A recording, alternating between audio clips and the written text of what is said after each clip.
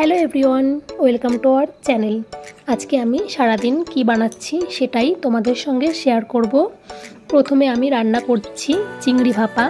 তার জন্য এখানে একটা মিক্সার গ্রাইন্ডার নিয়ে নিয়েছি। একে একে মিক্সার গ্রাইন্ডার মধ্যে কিছুটা আদা কেটে নিয়েছি, 4টে কাঁচা লঙ্কা, অল্প ধনে, জিরে আর সামান্য সর্ষে এবং একটু লবণ দিয়ে ভালো করে একটা স্মুথ পেস্ট বানিয়ে নেব। এদিকে আমি মাছগুলো ভালো করে ধুয়ে নিয়েছিলাম, তার মধ্যে একে একে লবণ, হলুদ, যে পেস্টটা আমি বানিয়েছি সেটা ভালো করে মিশিয়ে ভালো করে হাত দিয়ে মাখিয়ে নেব। আর আমি গ্যাসে একটা পাতিলা বসিয়ে তাতে কিছুটা জল ফুটতে দিয়েছি। এবার আমি মাছের মধ্যে সামান্য পরিমাণে শুকনো লঙ্কার গুঁড়ো মিশিয়ে আবারও হাত দিয়ে ভালো করে মেখে নেব। এবার উপর থেকে হালকা পরিমাণে কাঁচা সর্ষের তেল দিয়ে দেব। এবার একটা কাঁচা লঙ্কাও দিয়ে দিলাম। ব্যাস, তাহলেই তৈরি। এবার ঢাকনা বন্ধ করে আমি গ্যাসে যে পাতিলাটা গরম করেছি তার মধ্যে এটা টিফিন ডাব্বাটা বসিয়ে দেব। এবার ওপর থেকে ঢেকে দেব। 15 মিনিট হয়ে গেছে। এবার আমি টিফিন ডাব্বাটা বের করে নিচ্ছি। এবার দেখা যাক কেমন হয়েছে আমার চিংড়ি ভাপাটা। ব্যাস, টিফিন ডাব্বাটা খুলে নিয়েছি। তৈরি হয়ে গেছে আমার চিংড়ি ভাপা। দেখো, ভালো করে নাড়িয়ে দেখিয়ে দিলাম কেমন হয়েছে রেসিপিটা। এবার চলে যাব পরের রান্নায়। আজকে আমি বানাচ্ছি পায়েস। তার জন্য এখানে ডেকচি বা পাতিলা যাই বলে সেটা বসিয়ে দিয়েছি। 3 থেকে 4 চামচ ঘি দিয়ে দিয়েছি। ঘিটা ভালো করে নাড়িয়ে নিলাম। আগে থেকে আমি কিছুটা গোবিন্দভোগ চাল ভালো করে ধুয়ে নিয়েছিলাম। এবার ঘিয়ের মধ্যে চালগুলো দিয়ে আবারও ভালো করে নাড়িয়ে নেব। হালকা একটু চালগুলো ঘিয়ের সঙ্গে ভেজে নিতে হবে। এবার আমি এখানে দুধ মিশিয়ে দেব। আমি 1.5 লিটার দুধ নিয়েছিলাম, সেটাই মিশিয়ে দিলাম। কিছুটা দুধ আমি রেখে দিয়েছি যদি পরে লাগে দেবার জন্য। এবার দুধের সঙ্গে চালগুলো ভালো করে মিশিয়ে এটাকে ফুটতে দেব।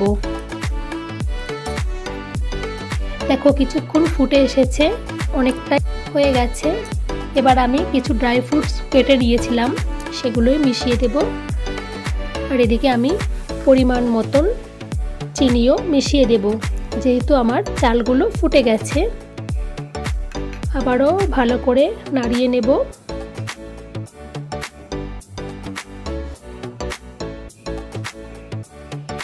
একটু ঘন হয়ে আসলেই তৈরি হয়ে যাবে পায়েসটা। একটু ফ্লেভারের জন্য আমি একটা এলাচ ভালো করে থেতো করে নিয়েছিলাম, সেটাই উপর থেকে এই পায়েসের মধ্যে মিশিয়ে দিলাম। আবারও একটু নেড়ে নিলাম।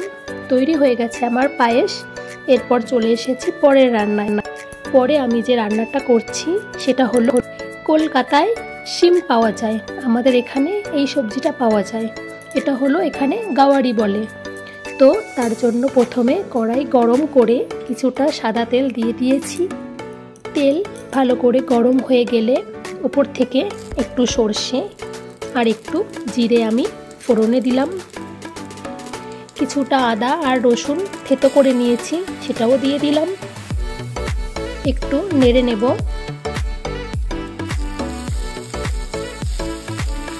একটা মাঝারি সাইজের পেঁয়াজ কুচি করে রেখেছিলাম। এখন হালকা ভাজা ভাজা হয়ে গেলে আদা রসুন এর মধ্যে পেঁয়াজ কুচিটাও আমি মিশিয়ে দেব।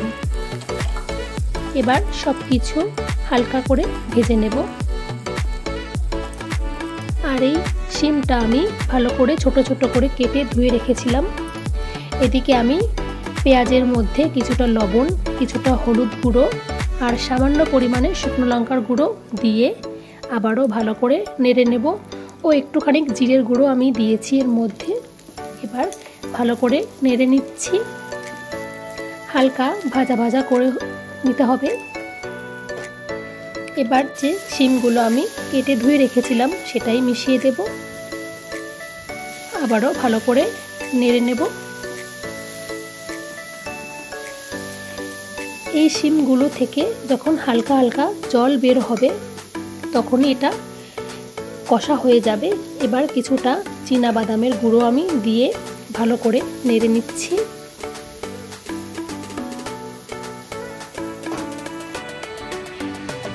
দেখো এবার আমি ওপর থেকে সামান্য পরিমাণ জল দিয়ে ভালো করে ফুটতে দেব।